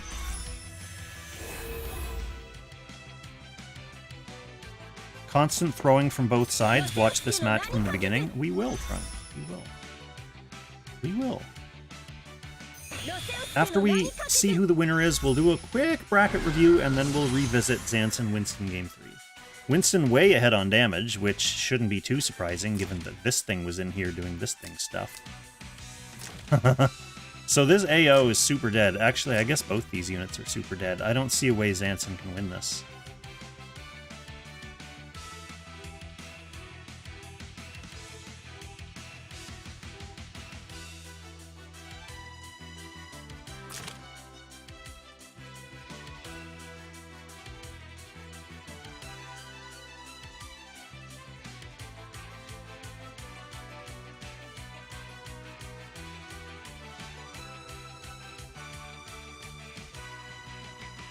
Yeah, we're going to see if Lover, but I think the answer to all of our questions is going to be Virelia happened.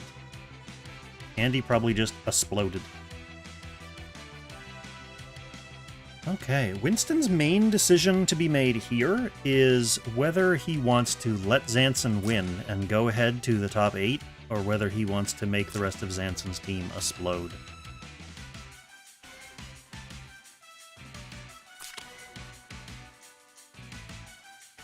I mean, even the horse can just body check either of these units. Maybe Winston's waiting for Zanshin to retreat?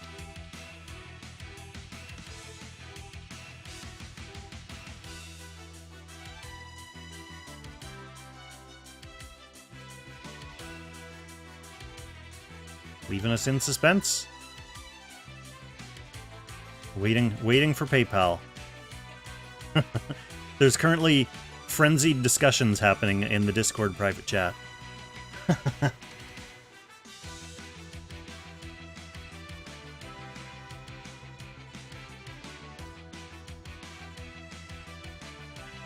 Yeah, we'll watch this game from the start. And then if we're really hooked on Virelia gaming,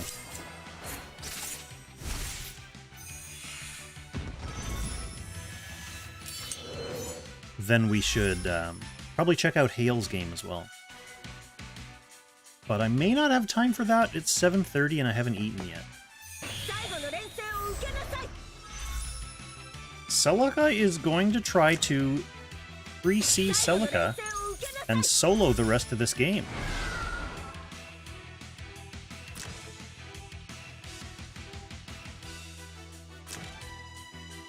She can 3C herself, and she has a DPS skill. She can 3C herself next turn. She has turn priority. Clone's gonna be back. Clone should be able to kill horse. Like, do a swap and 3C on the horse. So Winston should probably just keep the horse close to Virelia to prevent that clone action. I mean, I guess this is fine too, because the clone can't reach down there.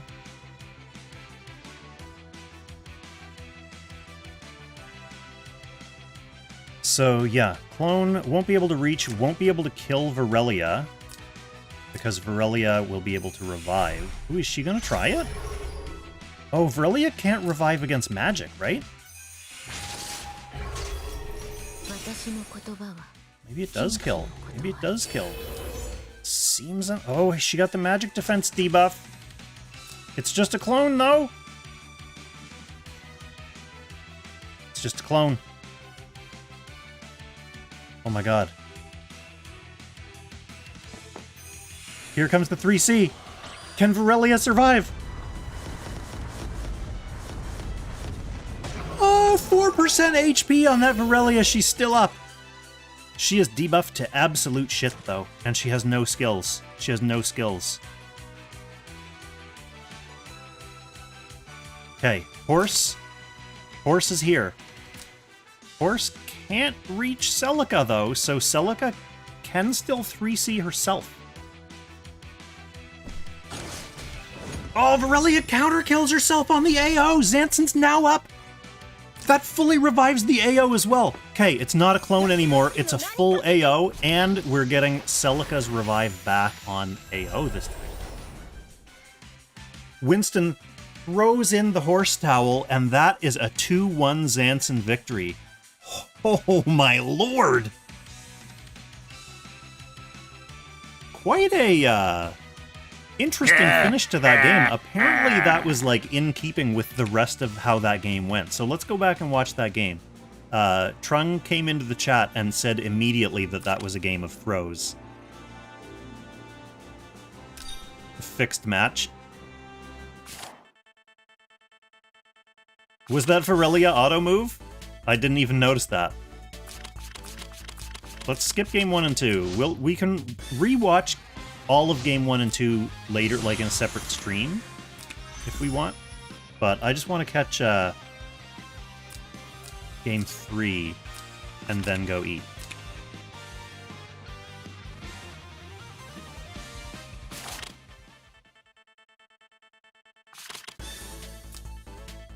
I guess I can just skip. I'm so used to clicking forward through those, like, on videos.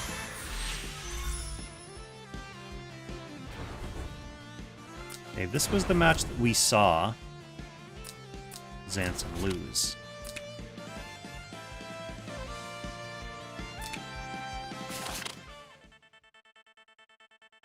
Okay.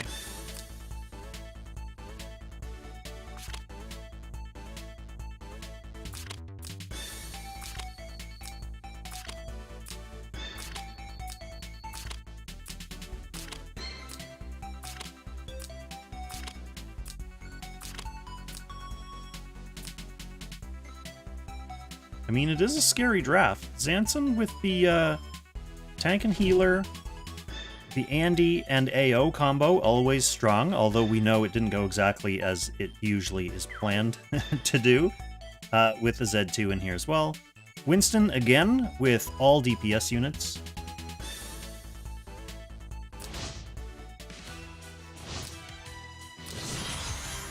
Let's take a quick look at their units, and then we will watch this game in its unadulterated glory.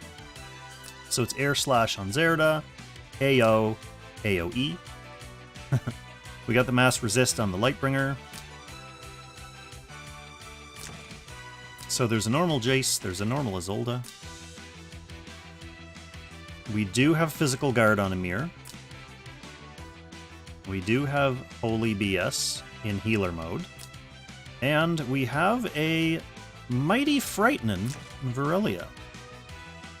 This must be 6-star, right? There's no way Winston doesn't have a 6-star Virelia. Let's take a watch.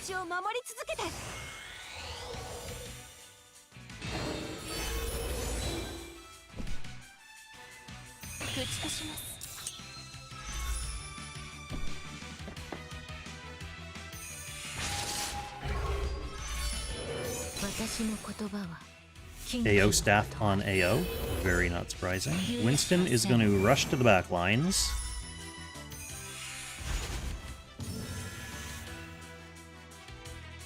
Ooh, buff block is mean on her. What a mean move. Putting the AO staff chains on Isolde and giving her buff block on action 1. Mean. Okay, we're getting Celica revive on Andy.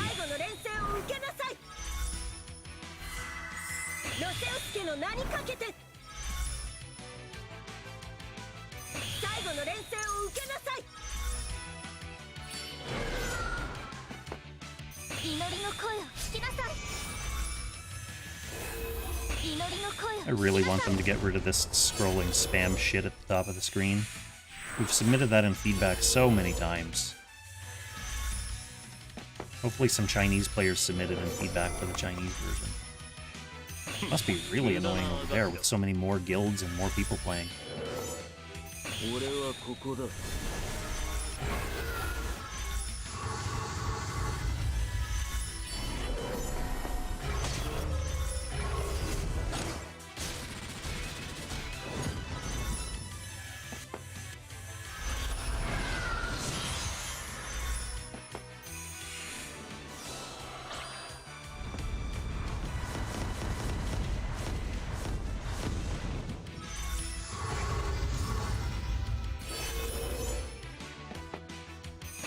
Okay, Mir runs back.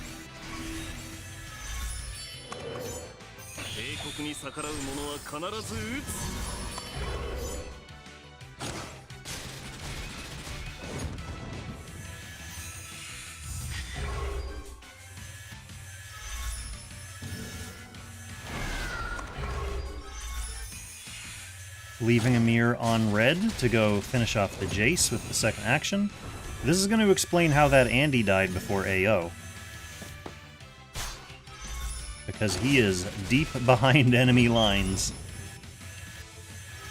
He does have a Celica revive on him.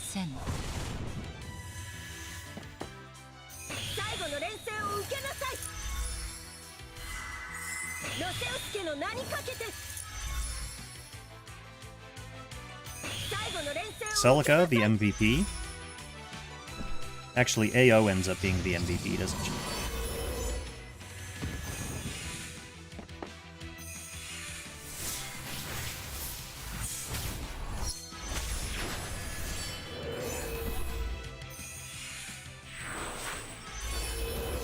The usual multi-horse buff combo. That character's so funny. I haven't really had a chance to use her in PvP yet, but it seems like she eats a lot of action time. Just getting all of her horse stuff done. So Zerda jumps in. Kills the Isolde. Lots of forward pressure from Zanshin. Remember, one of the Emir lives is already gone as well. Zanshin's still with turn priority, too.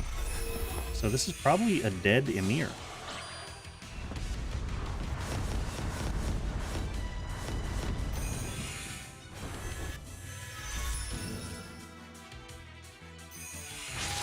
Wow, this is basically what Winston's team comp was when we tuned in, but Zanshin has double the number of units that we saw. So yeah, this is probably going to erase everyone.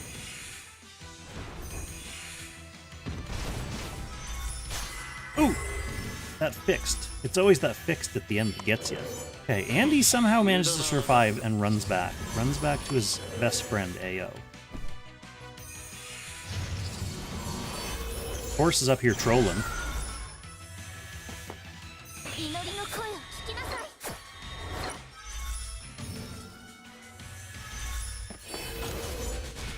Alright, BS. Another life off that Andy. What a resilient Andy. He's died twice already.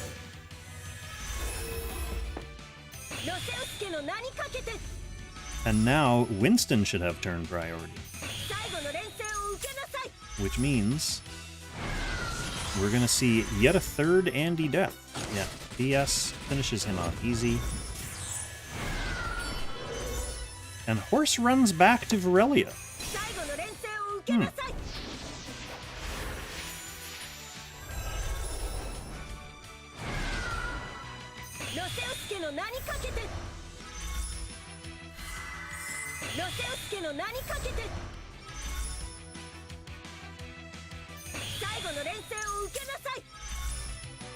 Good lord, Celica. I guess Winston figured that Bright Summoner was probably toast up here and wanted to...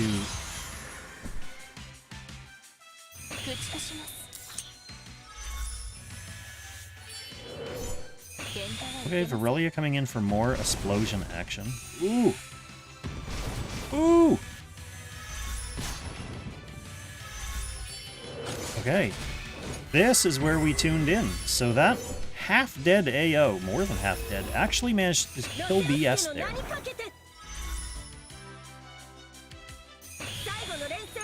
Okay, so the move I was curious about was running the horse all the way back to Virelia.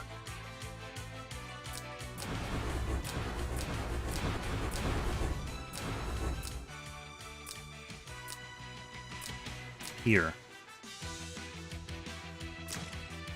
I guess it has no skills? It's just your command aura?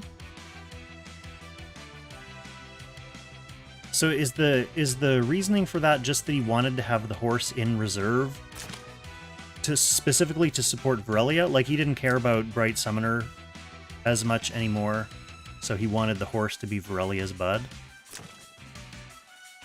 Because I don't know, does a horse hitting into AO have any value? Or does it just kill itself? At the very least, well, she only has normal attack and black hole.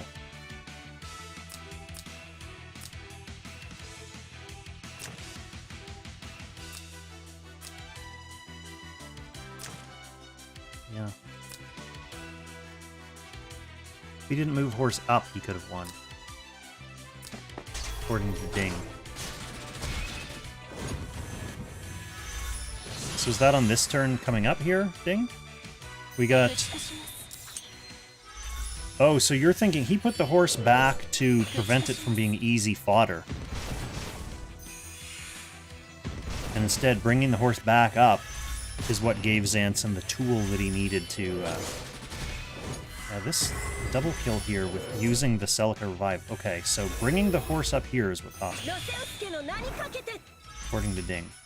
Let's see what impact this has.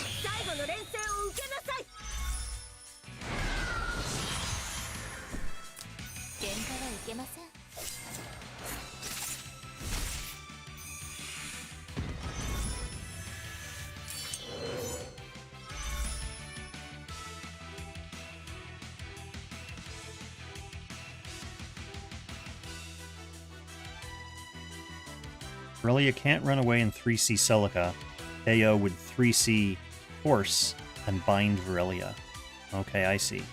So if the horse was still down here, that's why Winston moved the horse back down after realizing that, I guess, right, Ding? If the horse was still down here, then Virelia could come down, like, or down here somewhere, you know. Then Virelia could come down, kill the Celica, and the AO wouldn't have been able to do anything against these grouped up units.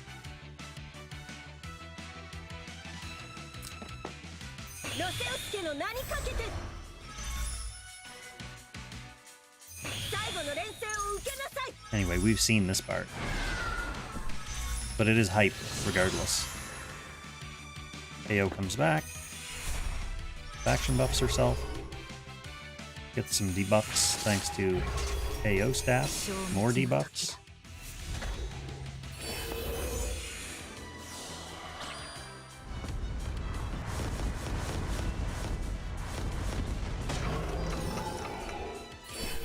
Yeah. Virelia is just super dead regardless. And then horse left on his own, not going to be able to do anything. Rip. Wow, interesting games tonight. So let's take a quick look at the brackets, and then I'm going to go eat some maybe buffalo chicken. MeowSensei versus Q is going to be a good game tomorrow. Because Q, obviously, super solid, strong play. Meow, we've seen what Meow can do. Meow's very smart and adaptable. It's going to be a hard match. Defteros versus Frutilla. Zanshin versus Jaden. Kazgao versus whoever's playing Kyutaru. I mean, to be honest, all of these games are going to be interesting in their own way.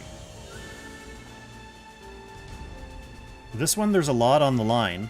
I know Buffy wants Meow to win the entire championship. Kazgao, how far did you make it? Were you top 4? Yeah, so you did get to top 4 last season.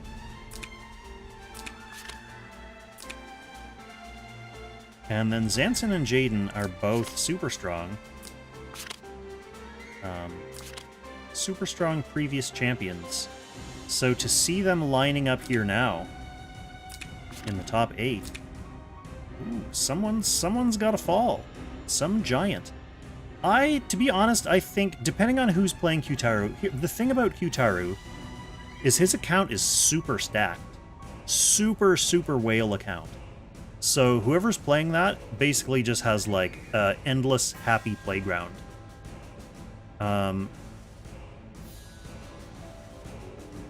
So the winner of Zanshin versus Jaden versus the winner of this, I kind of give the early edge to whoever wins this to take that match, unless the Kyutaru account really pulls out the big win. This one, I give the bracket to whoever comes out of Meow versus Q. Whoever wins between these two guys is probably going to defeat whoever wins between these two guys. And then, honestly, if we have, like, any combination of those winners for finals, like Meow versus Kyutaru, Meow versus Kazgao, Meow versus Zanshin, Meow versus Jaden, or Q versus any of those 4 players, those will be really excellent, entertaining games as well. So, I'll be back.